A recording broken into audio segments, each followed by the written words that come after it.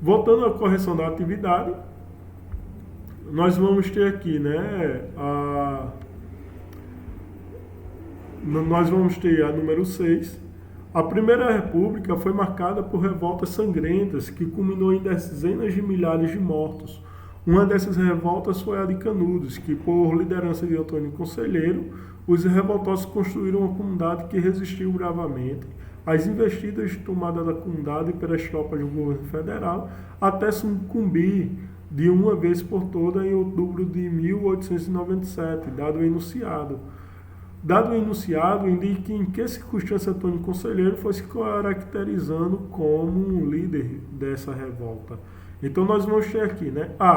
Com a chegada da República, Antônio Conselheiro adentrou nos sertões com o fim de se tornar um importante político que lutava para o retorno da monarquia e por isso conseguia convencer a população do sertão a se revoltar com a República, dada a importância na articulação e na capacidade de reação contra as tropas que defendiam a República.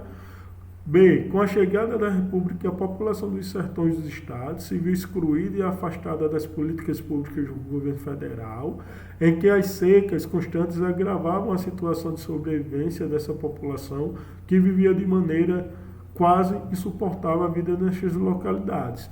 A diferença aqui, né, da letra A para a letra B é que o Antônio Conselheiro ele vai ter sim um poder de articulação para lutar contra a revolta da República, mas ele não vai se destacar por causa disso, né? Isso aí vai ser uma consequência, essa capacidade dele de revolta vai ser a consequência do poder que as pessoas vão dar a ele. E também o poder de articulação dele, ele não vai atuar diferente do Padre Cícero. O Padre Cícero ele atua como um ser político, o Antônio Conselheiro não, né? Ele atua como um beato, né? Uma pessoa que tem a missão de salvar aquela população do sertão.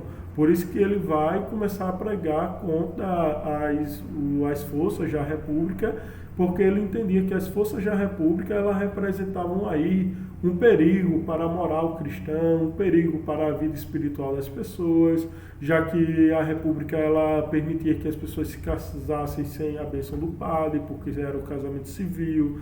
Ele ia dizer que o pagamento de imposto da população pobre também era errada, porque os impostos, né, eles eram como se fosse uma cobrança de dívida, e a população do sertão era tão pobre que não devia nada à República, já que a República não fazia nada por elas.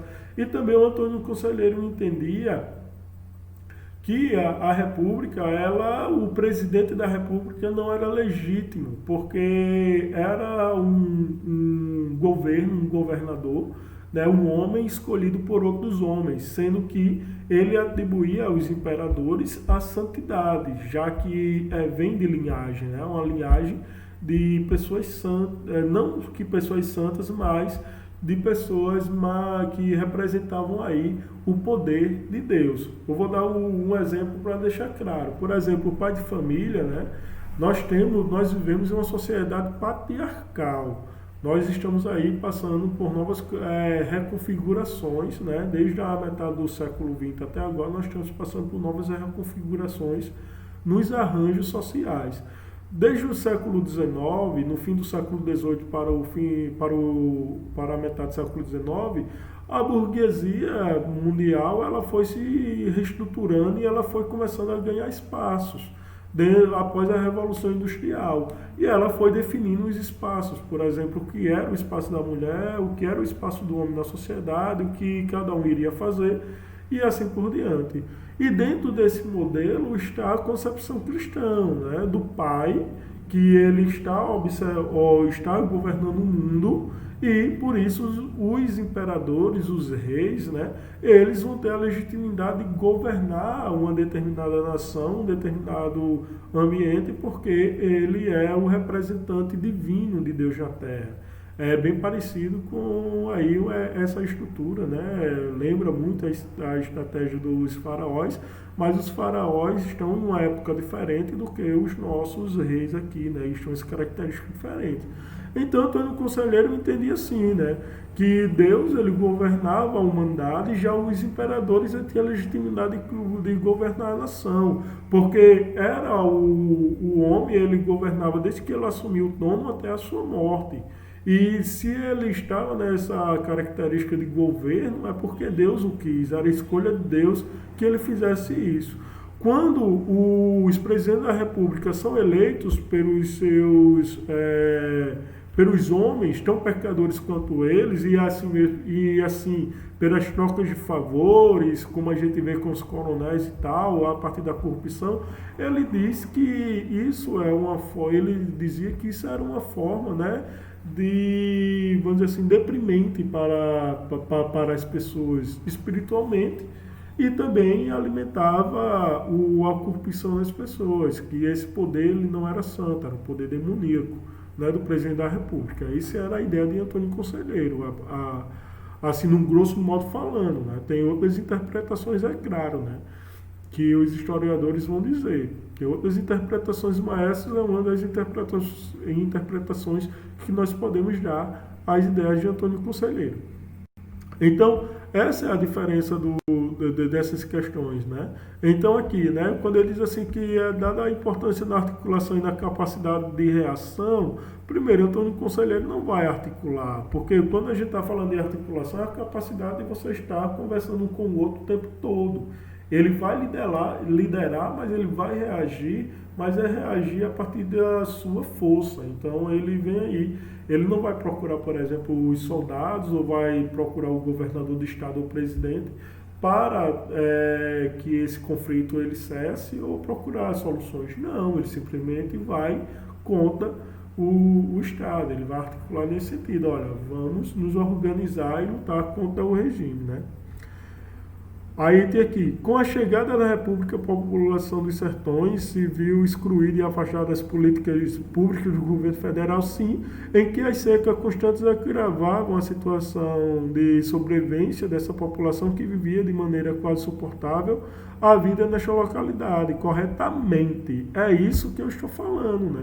Então, nós vamos ter aí a questão da necessidade que a população vai ter de uma pessoa que os lidere e também as pessoas que olhem. Então elas vão se sentirem abandonadas pelo governo, pelo governo federal, já que não chega nada. E elas estão ali precisando de água, estão precisando de comida e tal. Para vocês terem ideia, a transposição do Rio São Francisco, que se tornou uma disputa pelo patrimônio, por aquele patrimônio, né, que foi construído a partir do governo Lula, está sendo concluída agora, mas ela vem aí quase uma década sendo construída. As obras da transposição do Rio São Francisco, elas foram planejadas aí pelo imperador Dom Pedro II, mas ela nunca foi para frente, principalmente por causa dos políticos, né? Então ela nunca foi para frente. Por quê? Porque sempre tinha disputa de que as pessoas, quando queriam essa transposição, que as águas do Rio São Francisco, elas ficassem dentro das grandes propriedades rurais. E elas nunca foram, porque ela nunca passou, porque era um custo bem alto e poucas pessoas seriam beneficiadas. Quando o Lula ele assinou a transposição do Rio São Francisco, ele conseguiu empreender a transposição do São Francisco, foi um conflito também, porque muitas das águas também vai passar ou passa por dentro dessas terras, né, dos grandes proprietários. E quem vai sair, quem mais lucra é os proprietários. Então tem essa disputa, até mesmo dos políticos querendo agora privatizar a água, ou seja, que a água do Rio São Francisco, que demorou tanto para chegar para uma população pobre, né, para a população que sempre sofreu com a seca, volte novamente e até aí as grandes indústrias utilizando dessa água para produzir os seus produtos e deixando a população novamente sem a água, né? Porque a população ela não vai poder ter condições de pagar, ou se é para ela ter acesso, vai ter que pagar um preço alto para ter acesso a essa água. Então tem coisas que nós temos que debater. E aqui as pessoas se sentem, né? as pessoas se sentem convidadas a lutarem por Antônio Conselheiro contra o regime. Então, por quê? Porque elas estão excluídas, estão afastadas, não chegam recursos e assim por diante. Aí, a letra C. Com a chegada da República, os coronéis queriam garantir que o poder do presidente da República não era o suficiente para guiar a nação. Por isso, financiaram a campanha de Antônio Conselheiro, que se opôs à República. E com isso, os coronéis viam nele a esperança de restabelecer a monarquia. Né? Essa letra C totalmente errada, porque Antônio Conselheiro não vai ser um político. Né? Ele, sim, a prática dele é uma prática política, deixando claro isso. A diferença de você ter uma prática política para você ser político é totalmente diferente. Antônio Conselheiro, ele tinha ideias. E ele agia de acordo com suas ideias. E ele mudava, e ele lutava aí contra um regime político, contra uma estrutura política. Por isso que o ato dele é político. Mas ele não era político, ou seja, ele não fazia da política a sua profissão. Né? Ele, como a gente vê hoje, que é uma coisa errada, inclusive. Eu acredito que nós também, quanto brasileiros, temos que quebrar com isso. Que nós tenhamos mais rotatividade, ou seja, que os nossos políticos eles sejam representantes, mas que eles façam disso de uma profissão. Por isso que eu sou a favor, botando aqui um ponto bem pessoal meu, da não reeleição. Ou seja, quando o candidato ele só tem a oportunidade de uma vez de mostrar trabalho. E depois disso ele é proibido aí de voltar a concorrer cargos até que esteja apto de novo. Então, para mim, tem que dar nomes a novas ideias, né? Tem que dar espaço a novas ideias. E Antônio Conselheiro, ele era um agente político, mas ele não era político em si, né? Ele não fazia da política profissão, por isso que ele não se candidatava a nada. Então, por isso que essa letra C aqui está errada. A letra D. Com a chegada da República, a população dos sertões começou a ser beneficiada, pois agora todos eram considerados cidadãos e todos podiam votar em seus representantes e garantir vida boa e riquezas. Gente, o conceito de cidadania é bem interessante, né? Por exemplo, hoje nós entendemos que qualquer pessoa é cidadão, mas porém tem os direitos e os deveres, né? As obrigações do cidadão dentro da sociedade.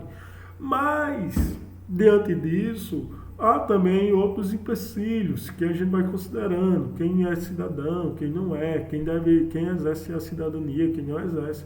A gente tem um debate filosófico e até mesmo pensamentos que vão debatendo esse conceito de cidadania. Aqui, por exemplo, quando a gente está se tratando da questão da cidadania, nem todos os indivíduos eram considerados cidadãos. Por quê? Porque não tinham direitos políticos. Né? Por exemplo, as mulheres, os negros, os analfabetos não podiam votar. Então, quando a gente está entendendo o cidadão ele tem aí a característica de ter acesso a reivindicar direitos, tem que ter acesso aos direitos, né? E tem que ter acesso a representar determinados grupos. Então, aqui, as mulheres, por exemplo, não podiam votar, então elas não eram cidadãs plenas, né? Os negros não podiam votar, porque eles eram recém-libertos e não tinha nenhuma legislação que permitia que eles votassem. Então, nós vamos ter aí várias características que impossibilitavam. E a população do sertão, né? Eles não eram considerados cidadãos em si, eles não se reconheciam como cidadãos, porque tinha várias características na época que não permitiam que eles se identificassem com essa questão da cidadania. Né? E outra coisa também, eles nem sabiam o que é isso. E se eles não sabiam, se eles sabiam, não era da maneira como se praticava a cidadania. É uma coisa que nós também temos que ter cuidado, né? Temos que estudar um pouco sobre isso, um pouco mais, para entender, na verdade, o que seria a cidadania na Primeira República, já que é um conceito aí que vem sendo debatido ao longo da história, principalmente aí, após a Revolução Francesa, vem ganhando o debate até os dias de hoje sobre o exercício da cidadania. Então, quando eu digo para vocês, né, que a missão da escola é formar cidadãos conscientes dos seus papéis políticos, dos seus papéis sociais, né, das suas obrigações quanto agentes de uma sociedade. A gente está falando aí, né, preparando vocês para serem bons cidadãos. Então, há regras, há condições no exercício da cidadania. Então, a gente tem essa característica. Então, era essa letra D, não, né? Sim, aí continuando. Então, essa letra dela já vem dizendo, né, que eles não podiam, todos podiam votar, não podiam votar em seus representantes e garantir vida boa e riquezas. A gente vê que a população do sertão aqui era bem difícil a vida deles. Antônio Conselheiro, inconformado, via na República a perdição espiritual dos indivíduos, já que pregava o desapego das riquezas e boa vida, como um mecanismo de alcançar a elevação espiritual, e acreditava que nem todo mundo era capaz de escolher os seus representantes, por isso ele também lutava pelo restabelecimento da monarquia, né? Então aqui a gente já é uma questão errada, né? Antônio Conselheiro, sim, pregava o desapego da riqueza, mas não a vida boa, né? Ela é necessário aí o trabalho constante. Por isso que as pessoas vão estar exercendo sempre várias funções dentro da comunidade de Canudos, porque na comunidade de Belo Monte também, né, tem muitos que chamam Canudos, ou mesmo tem uma melhor facilidade de chamar Canudos do que Belo Monte e tal. Tem essas duas nomenclaturas, se bem que Belo Monte é o nome da fazenda, né, ao qual eles construíram a comunidade, mas a gente tem aí a característica de que cada indivíduo vai ter uma oportunidade, vai ter um papel dentro desta comunidade, mas não vai ser aí o Antônio Conselheiro não vai pregar a vida boa, é necessário ter uma vida boa para ter, então, para ter direito à cidadania. Então, nós temos aqui, né, a letra B como a questão certa da número 6. A número 7. Observa a imagem. A imagem mostra a divisão territorial de alguns estados: São Paulo, Mato Grosso do Sul, Paraná, Santa Catarina e Rio Grande do Sul. Há uma linha interna pontilhada representando o percurso da linha ferroviária construída pela Companhia Brasil Railway Company, eu acho que é Railway, que chama, sei lá, chama de Railway Company, que ligava São Paulo ao Rio Grande do Sul, passando dentro do Paraná e Santa Catarina. Algumas partes estão destacadas. A parte alaranjada entre o Paraná, Santa Catarina e Rio Grande do Sul é a área disputada por Paraná e Santa Catarina. E a parte listada é a parte em que ocorreu a Guerra do Contestado. Aqui, olha só. Mato Grosso do Sul, Paraná, né, Rio Grande do Sul, Santa Catarina, São Paulo aqui, olha só. Entre Paraná e Rio Grande, entre Paraná, Santa Catarina e Rio Grande do Sul, nós temos a área alaranjada, que ela vai ser o contestado, né? Essa área todinha. Mas só que a guerra em si vai acontecer só nesse espaço aqui, ó. Hoje, Santa Catarina representa toda essa parte, desde o alaranjado até aqui. Então, nós vamos ter esta divisão. Então, gente, algumas partes estão aí. Dado a leitura da imagem, o destaque vai para o seguinte enunciado: com a disputa territorial entre Paraná e Santa Catarina, a tensão aumentou quando o presidente do Brasil doou uma faixa de mais de 15 quilômetros quadrados à Brasil Railway Company, que tinha por interesse a colonização desse território e a sua exploração comercial. Para alcançar os seus objetivos, a companhia teve que contatar capangas para expulsar os sertanejos que resistiram bravamente sob a liderança primeira do beato José Maria. E logo após a sua morte, a Virgem Maria Rosa, que dizia ter visões do beato, que ele falava as decisões que as comunidades das Vilas Santas deveriam tomar. Dado o enunciado, indica o motivo desse território ter sido alvo de tão intensa disputa. A A região era rica em minério e que possibilitava o enriquecimento dos habitantes a partir da extração do carvão, que era utilizado como combustível pelos trens da Brasil Railway Company, dado a dona dos trens que se locomoviam entre Rio Grande do Sul, Santa Catarina, Paraná e São Paulo. Não, né, gente? Aqui a gente vai ver que a região não tinha a extração de carvão, pelo menos sob o meu conhecimento não tinha, e muito menos que esse carvão era utilizado na companhia, né? Então, com certeza a gente não vai ter aqui. A região era um território rico na produção de erva mate, além da extensa mata nativa que possibilitava a extração de madeira com pinho e imbuia e outros vegetais, além do território ser utilizado por indígenas e famílias que estavam no local há décadas, de onde tirava o seu sustento e suas rendas a partir das atividades agrícolas e da criação de animais, né? Isso daqui sim. Por quê? Porque a erva mate, ela vai ser uma das plantas consumidas, mais consumidas aí na culinária, né, na culinária da região sul. E principalmente nós também vamos ter aí a composição da erva mate para o que eles chamam do chimarrão, né? Os gaúchos, principalmente os gaúchos, eles tomam, aí é uma questão cultural deles tomar os seus chimarrões, como nós fazemos uso no nosso café, né? Então o chimarrão, eles estão o tempo todo com os seus copinhos lá, tomando o seu saquinho. Então ele tinha aí o seu chazinho. Então nós tínhamos aí a importância econômica dessa erva, inclusive. A região era importante para a extração de ferro, minério a ser utilizado nas grandes construções de São Paulo e por isso foi constatada a posse do território pelos indígenas por essa atividade agredir a integridade das matas nativas, né? Não, né? Tipo, a letra B é que mais vai se chegando a ser a maneira correta. Então, ela não vai ter a importância na extração de ferro e minério e principalmente os indígenas, né? Reivindicando seus territórios. Eles vão reivindicar sim, mas não por esse motivo.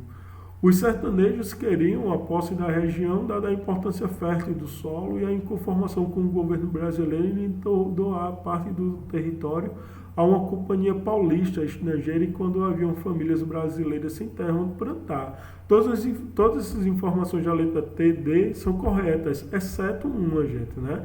Que a companhia, ela não é a companhia estrangeira, já está dizendo, né? Uma companhia paulista estrangeira. Não, né, gente? Porque elas... Então, elas, né, tipo, se a paulista é uma companhia, seria uma companhia nacional. E outra coisa também, a gente viu que a companhia Holly Brasil, né, ela é uma companhia estadunidense, a companhia dos Estados Unidos, que vai chegar aqui, vai tomar, é uma companhia estrangeira, e a população vai ficar desabrigada, pobre, sem ter para onde ir, né, com muitas coisas para ser resolvidas. Então essa vai ser a característica da questão, né? Então a questão correta vai ser a letra B. A número 8. A revolta do Juazeiro aconteceu no sertão cearense em 1914. Foi gerada pela intervenção do poder do governo federal na política dos estados e teve como símbolo o Padre Cícero. Sobre esta revolta, é correto afirmar que o simbolismo em torno da figura de Padre Cícero se caracteriza pela sua importância política e não religiosa, mesmo o padre exercendo uma forte influência entre os fiéis da época. Não, né, gente? A gente vai ver que o Padre Cícero, ele tem a influência principalmente porque ele é um ser religioso. Então, ele aqui não, essa questão, a letra A não está correta, né? Ele vai ser um símbolo, principalmente porque ele é um ser religioso aqui. O simbolismo em torno da figura de Padre Cícero se caracteriza pela sua importância religiosa, sim, dados e milagres que lhes são atribuídos, sim, mas jamais a sua relevância política, tendo em vista a proibição que a Santa Sé Católica impôs ao clero da igreja para que eles não se metessem com a política. Não, né, gente?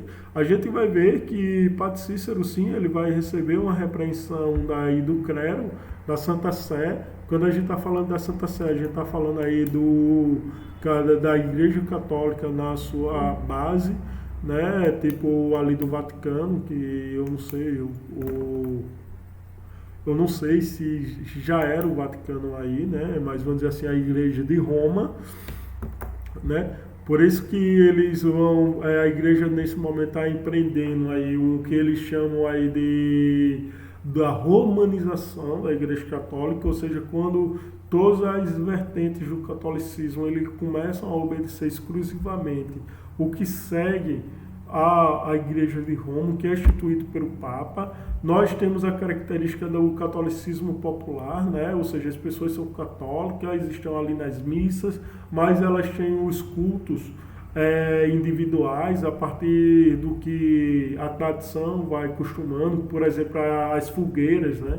Porque a gente se pergunta, mas por que no Nordeste se faz fogueira, mas no Sul não se faz fogueiras? Né? E porque em outra parte do mundo as fogueiras de São João não são feitas? Porque o São João é uma festa nossa, é uma festa característica da região Nordeste. O acendimento de fogueiras é típica da gente, né? É uma tradição vinda aí dos portugueses. Os portugueses faziam as fogueiras e tal, que eu acredito que hoje não mais se faz lá, mas a gente herdou isso e a gente tornou isso tradição. Isso aí é o catolicismo popular, tá certo? O catolicismo oficial, ele inclusive combate essas práticas, né?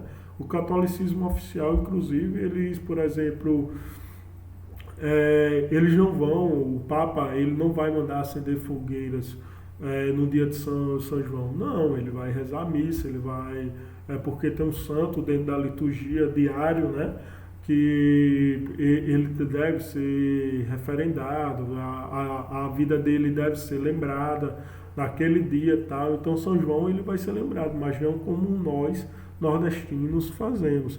Então a gente tem aqui, né, a importância que Padre Cícero ele vai ter, e a Santa Sé, dentro da romanização, ela vai impor algumas coisas, e é por isso que o Padre Cícero ele é excomungado. Mas mesmo ele sendo excomungado, o papel de santidade a ele é dado pela população, e pelos fiéis, e não pela igreja. Até hoje, o Padre Cícero não é reconhecido como santo pela Igreja Católica, apenas, né, ele obteve aí o perdão dos seus pecados, pelo qual a Igreja Católica na época entendeu aí do Padre Cícero que ele era um pecador, porque ele utilizava a Igreja, segundo a Igreja Católica, como forma de disputas políticas, ou seja, ele tirava vantagem do cargo de ser religioso, então ele vai perder o título de padre, né?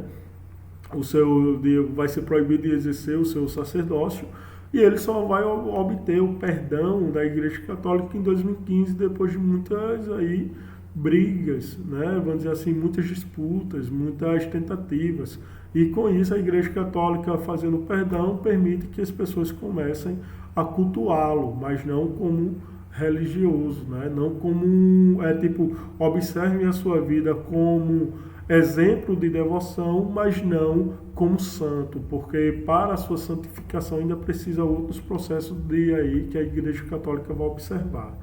Aí a número C, os símbolos em torno da figura de Padre Cícero se caracteriza tendo sua... Sim, aí continuando, mas jamais a relevância política tendo em vista a proibição de Santa Sé Católica impôs ao credo da Igreja para que eles não se metessem em política, isso aqui está errado. O simbolismo em torno da figura de Padre Cícero se caracteriza tanto pela sua importância política, dado ao seu poder de liderança, quanto por sua importância religiosa, dada a movimentação da crença popular, os milagres que lhes são atribuídos, o tomando o homem santo perante a crença popular, mesmo sem a aprovação da Igreja Católica. Sim. Por quê, gente? Porque a Igreja Católica, né, ela não vai exercer tanta influência sobre o Padre Cícero como a população vai exercer. E ele vai ver vantagens, ele vai chegar a tornar independente até algumas cidades aí do Ceará, né? Então o Padre Cícero ele chega até a ser vice-governador eleito aí do Ceará, dado a sua importância política. E ele vai até mediar coronéis, né, disputas entre coronéis, entre um e outro, ali rivais, e ele vai sentar com esses coronéis e vai fazer a interlocução dessa rivalidade buscando um acordo, porque ele tinha essa característica, por ele ser um líder religioso, que já independente da Igreja Católica, as pessoas não vão ligar para o que a Igreja Católica está dizendo, apenas vão atribuir a santidade a ele é um homem santo e pronto. E também eles vão fazer o seguinte, né?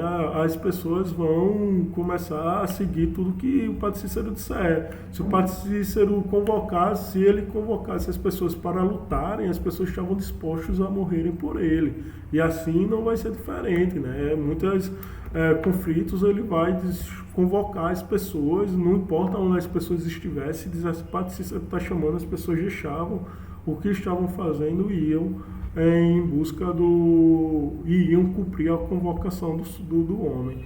Então aqui a gente já vê que a letra C é a mais correta, né?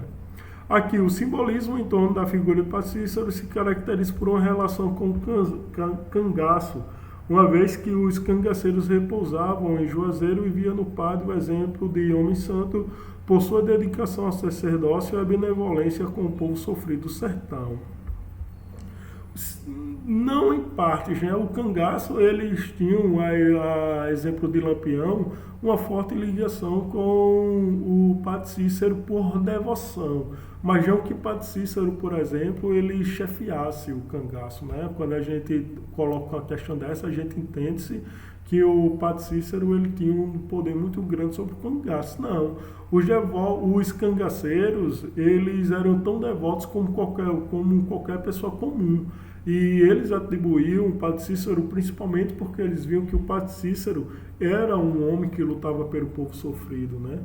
Embora que a prática do padre nem sempre desse a entender isso. Os interesses pessoais deles sempre estavam, às vezes, nem sempre, né? Às vezes estavam acima de qualquer outra coisa, mas a população entendia que o Padre Cícero ele tinha essa característica de salvar, né? Diferente do Antônio Conselheiro. O Antônio Conselheiro lutava realmente contra o regime. O Padre Cícero não. O Padre Cícero ele se adequou ao regime, né? Ele utilizou o regime a seu favor.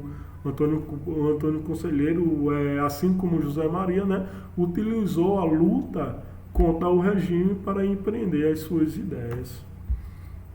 Então a questão correta aqui é a letra C. A 9. O grupo mais conhecido do movimento cangaço é o grupo liderado por Lampião e Maria Bonita. Para alguns pesquisadores, este movimento é tornado como movimento heróico, dada a importância da luta contra os poderosos da região do sertão e o sofrimento da população. Para outros, este movimento é tido como um movimento criminoso, dado de respeito às regras estabelecidas pelo Estado de Direito, ou seja, pelas leis do Estado, a prática do roubo e assaltos e estupros, violências grotescas, assim por diante. Dado o enunciado, escreva um texto argumentativo apresentando a sua opinião sobre o movimento, posicionando-se se você é contra ou a favor do movimento e por quais motivos você justifica o seu posicionamento. Aqui eu pedi para vocês, né, que se vocês concordam ou não com o cangaço. Só para exemplificar, o cangaço foi um movimento ao qual atribuí aí de pessoas que iam em busca de... eles utilizavam a força, a violência para poder sobreviver. Eu coloco essa questão assim. Eles trabalhavam, ora, para os coronéis, ora eles faziam por conta própria os seus bandos e tal, e eles entravam nas fazendas, nas cidades, saqueavam, roubavam, até mesmo estupravam e tal, que até mesmo fica aí o debate entre duas pessoas, né? Aliás, o debate entre duas pessoas não, fica o debate entre os historiadores, e não só os historiadores, entre as pessoas que observam o cangaço, se são a favor ou não do movimento, se consideram esse pessoal ou não como heróis ou bandidos.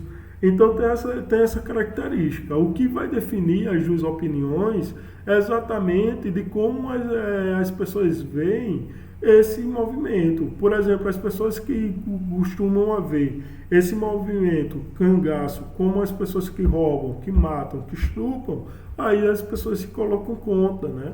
Ou seja, não tem nenhum ganho. Mas quando as pessoas veem o cangaço como homens que mesmo diante das suas violências e dos seus atos, eles lutavam contra os opressores, que a forma deles roubarem, né?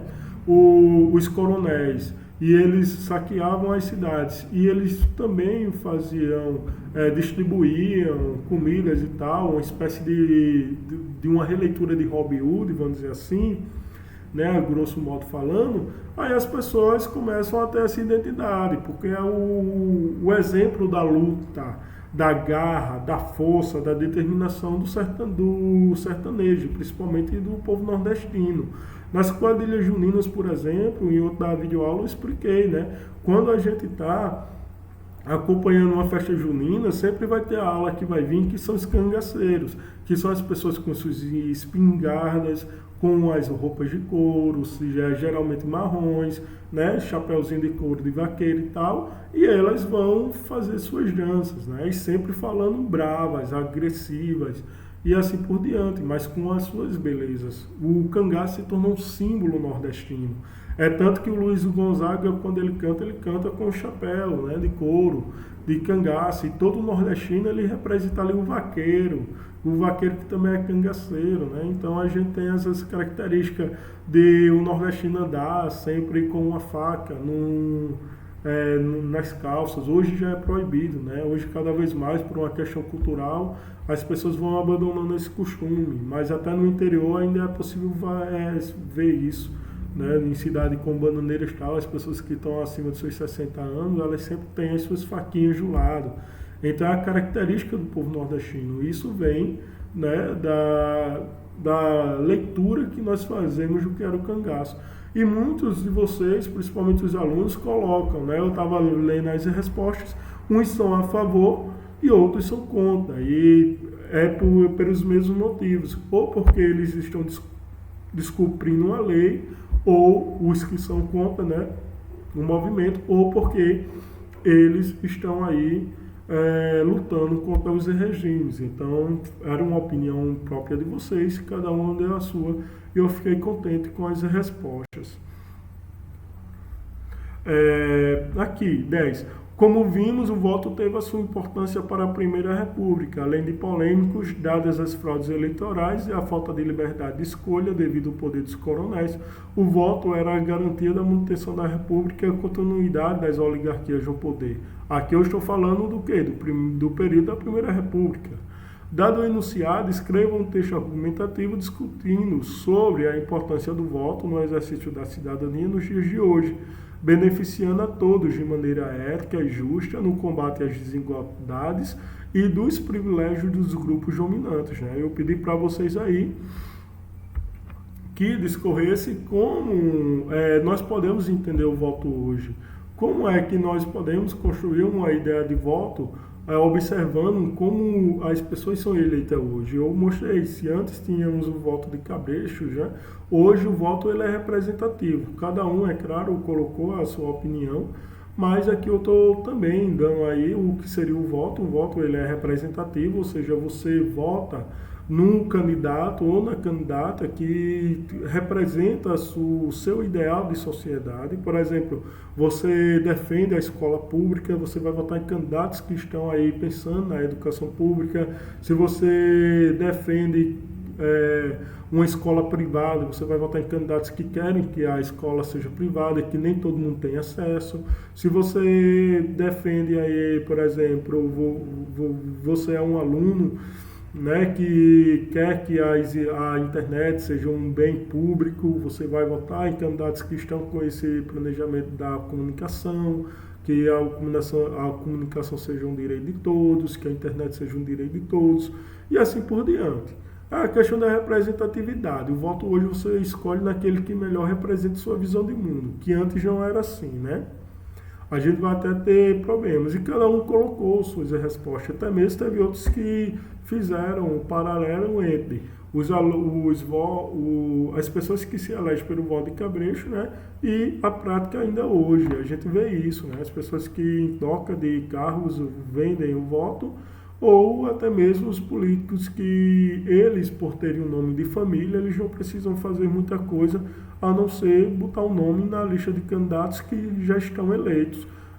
Mesmo sem ter projetos ou mesmo sem representar se a atuação desse indivíduo como político vai fazer com que a nossa sociedade melhore, né? Às vezes ele nem tem essa pretensão, só quer mesmo um salário, e isso ele vai fazer aí uma profissão, ele vai se eleger 10, 20 vezes durante a vida para qualquer cargo que ele se candidatar.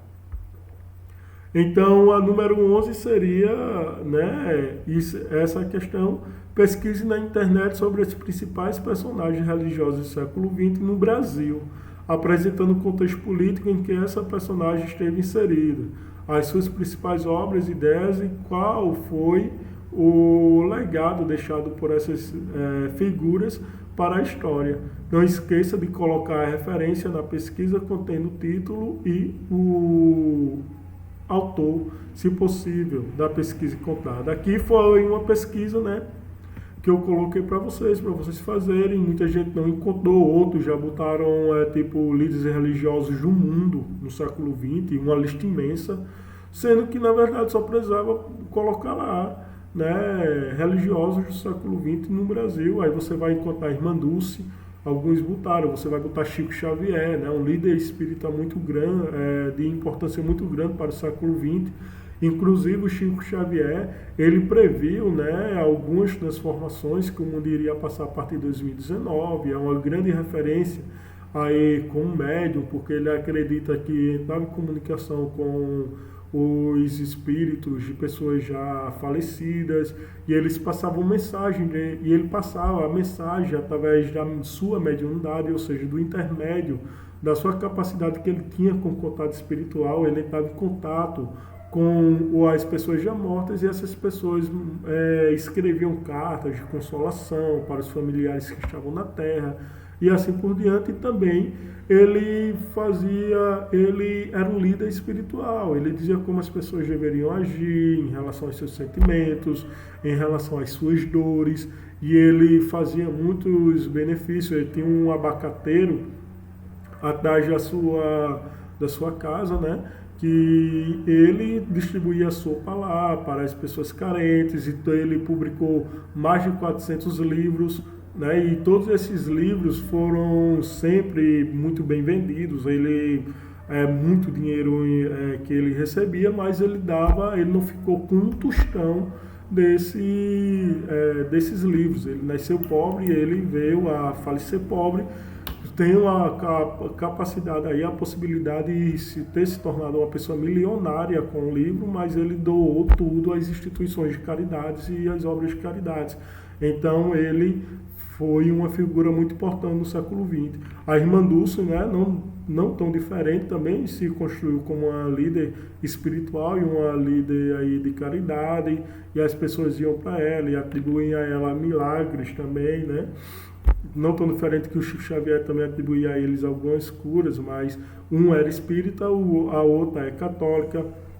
Nós vamos ter outras figuras que são colocadas, como o Frei Damião aqui no Nordeste, né?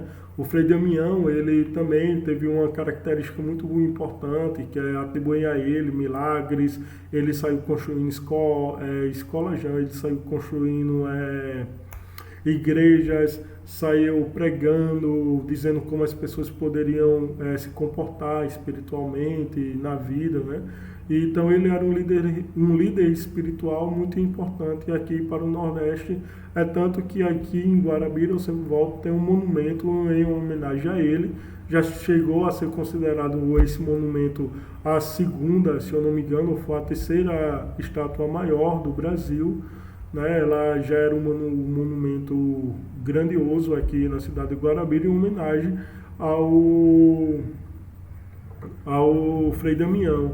E, então, os seus avós, né, os nossos avós, eles sempre, os católicos principalmente, têm a referência de Frei Damião muito grande e é destinado a ir vaquejadas, é destinado a caminhadas, né, peregrinações até Frei Damião e também são programas de rádios, missas, músicas e assim por diante, né? E tem outras que, se pesquisando direitinho, a gente vai encontrar, né? Em todo, porque é uma característica do Brasil essas figuras surgirem aí no século XX, né? Então a gente tem figuras importantíssimas que tiveram um grande papel, que também eu pedi para vocês pesquisarem e vocês colocarem as referências. Estas eram as considerações sobre as questões.